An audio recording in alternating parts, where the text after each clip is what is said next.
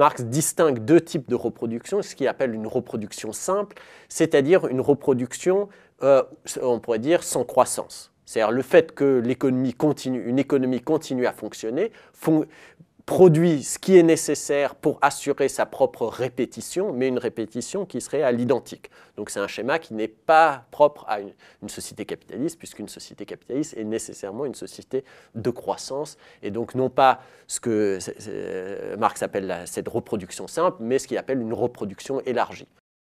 On a utilisé aussi ces schémas pour montrer, pour y déceler la preuve de l'impossibilité d'un développement harmonieux du capitalisme, et donc que le capitalisme serait nécessairement voué à son effondrement, ou bien à s'engager dans des processus d'autodestruction ou de colonisation. C'est par exemple la lecture qu'en propose Rosa Luxembourg, qui analyse les schémas de reproduction en montrant que ce que montre Marx, c'est que une reproduction énergique n'est pas possible dans une économie capitaliste fermée, et que le capitalisme doit sans cesse se projeter dans son extérieur, c'est-à-dire vers le non-capitalisme, en intégrant des éléments non capitalistes et on pourrait dire dans un comportement prédateur. Et c'est là l'origine de l'impérialisme. L'impérialisme, c'est une tentative pour résoudre les contradictions du capital en se projetant sur l'extériorité. Avec l'idée, c'est qu'une fois qu'on a intégré cette extériorité dans le capital, il faut sans cesse en trouver une autre. Et ou donc faire la guerre. Ou faire la guerre, voilà.